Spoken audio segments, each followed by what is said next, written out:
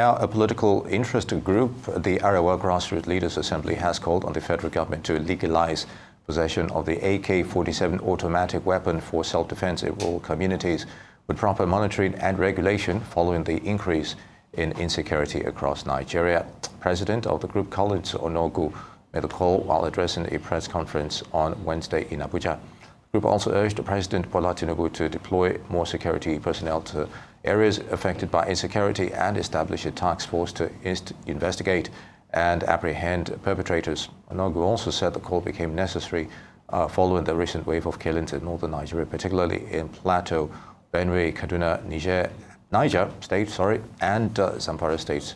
He lamented that the recent attacks have resulted in the loss of over 300 lives, saying it was a grim reminder of the security challenges facing the nation. And of course, Rise News analyst Dayo Sobowale joins us now to discuss this Save Our Soul call, as well as the merits and demerits of granting such a demand. Mr. Sobowale, it's good to have you with us. Yeah, it's a pleasure. Be as usual. All right. So, should the illegality of the AK-47 possession by this group of people even be open for discussion in the first place? You think? Going by what's been happening with herds, men's raids, and what have you, and all the insecurity perpetrated by this. Yes, you have to be careful the way we consider it. It could be a serious call for combating insecurity and holding it in control. It could be a cynical one too. And let's take the cynical side first. Already some people will have a head start in the possession. These are the hoodlums, the terrorists, the jihadists, and all that. So legalizing it now will make us having riots inside us at our doorstep, people legitimately armed against the state, which is very dangerous. On the sincerity side, it could be a genuine call for deterring terrorists and armed people. Because if you know somebody is armed, you'll be careful how you take on that person. I think it was Kamala, the President Kamala Harris, who said if anybody enters a home unnecessarily, she should shoot the person. You get me? They have the problem in the US. And they are still not sure which way to go. Whether to let everybody have it or control the possession. I think that is the artist throwing into the ring to the Nigerian security apparatus. That can you allow people to hold arms and defend themselves, or how far can we go? But you see, it's a challenge to government, because my definition of government, which she knows very well now. I do. I do. There is a government must be able to defend its people and protect its people. The moment it is not able to do so, you see whoever opposes it confidently and successfully, that's the government of the day. That's why when I say any government. So the ball is in the court of government and the security apparatus to defeat these terrorists. Whether people have AK-47 or not, that is not the issue. And you see, we know that this insecurity has a socio-cultural, religious undertone. You get me? Which is coming into the open now. Because we look at the picture of those carrying the AK-47, you know where they are from, and you know what they are fighting for. And we know they are fighting the Nigerian state. So, I have an open mind on it. If it is sincere, it is welcome. If it is cynical or a way of teasing government or daring government, I will welcome it too, as long as government takes up the challenge and subdues them. That's it. Awesome, Mr. Sobowale. I appreciate the balance you brought into this for both angles. Right. But I'm wondering, what is the appropriate response? Of course, you have already called on the government to do what it's supposed to do, but do you appreciate the level of response or the lack thereof that you're seeing from the government in light of all that were Yes, happening? it is even in their statement. They said instead of the president traveling all over the country, he should stay at home. You see, there is concern about the insecurity all over the land. If it had been in any other place, some mess would have rolled among the security chiefs. But you see security chiefs organizing courses, lectures on what they should do in the field and theorizing. So, they are challenging government to take the bull by the horn and defeat these people.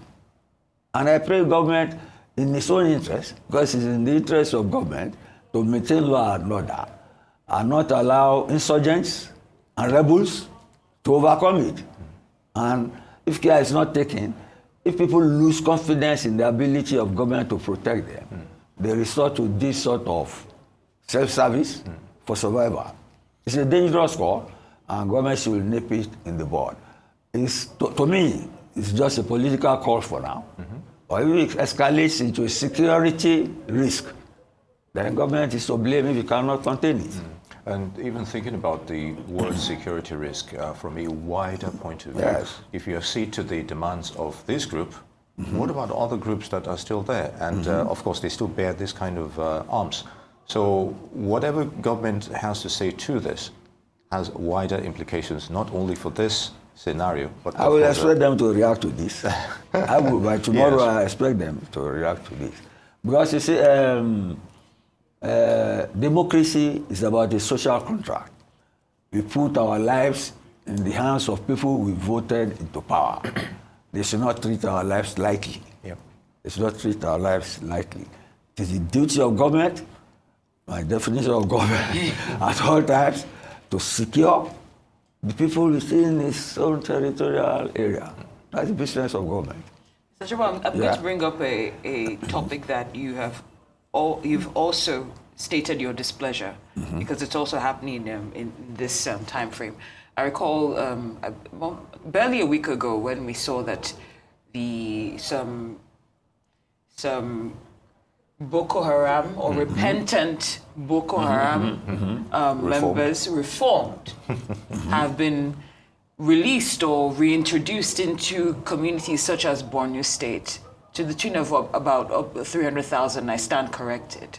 And we're seeing situations like this and seeing an escalating and seeing our insecurity on a high, going on a high, going higher daily. Yes. How do you reconcile both? Are we fooling ourselves when we engage in gestures like this? No, don't say we are fooling ourselves. We are not fooling ourselves. You see, it boils down to the challenge to government and the capability of government to accept that challenge and overcome it.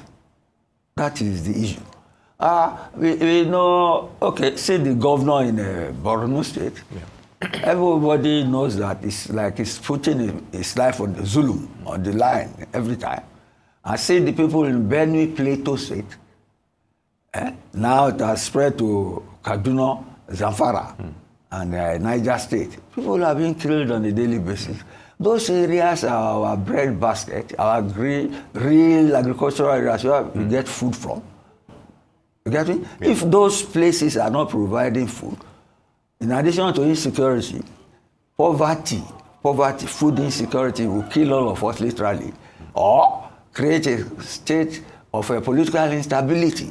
If the state apparatus cannot contain private, social-religious insurgents who are challenging the state. Yeah. So it's a dangerous situation, and it is, I keep on saying it, government must show its hand that is capable of providing security for Nigerians at all times and in all places. All right, Mr. Sobowale, Yes. I'm going to approach this from the angle of arms proliferation that we've been trying to prevent for some time. It's highly worrisome. Yes. Sometimes when you take a look at discoveries at the ports or elsewhere at the borders, at the customs and what have you, large cache of arms, AK-47s, fresh from, from wherever they're coming from. And you tend to wonder, despite the illegality of this, because it's still illegal for them to be carrying all those weapons, and then again, they still have access to it at some point in time. So it borders on how much efforts has been made so far in trying to curtail this, but irrespective of whatever the government says, and if it opposes it, I fear to a large extent that we will still be witnessing possession of these arms, as it were, up to this, what we're looking at. Yes, you see, I understand skepticism about governance at times. You see, government is seen as trying to do some things, but they don't yield positive results in terms of defeating these people or deterring them. If anything, they are escalating, and more people are getting. But then you see, we have a former DIG who is in charge of small arms. That position was created specifically because of the thing. But these things have not been ineffective. You see, I don't want to create division along regional or ethnic or socio-religious lines. But you see, we know why this thing has been lingering on for so long, and why the killings are more in the Benue Plateau area than any other area. It is up to government now. And I dare say, we have this, let me go into that. We have this Muslim. No. You see, we have this political arrangement in place, whereby, you see, our own security people cannot fully fight those fighting against them, the insurgents, for so many reasons. And those at the helm of affairs know that. And this call for this legitimization of AK-47 is coming from Arewa youths. And these things are happening mostly in the north. So let government take a look at it to find out if it is cynical or if it is genuine, or if it is a slap in the face or a challenge to government. Let's leave it at that. Oh, whatever the case may be, we do hope for a resolution. A great outcome. Yes. And we'd like to thank you for your analysis and time here on Newsday. Arise News analyst, Mr. Dayo Sobowale, many thanks for joining us. Pleasure.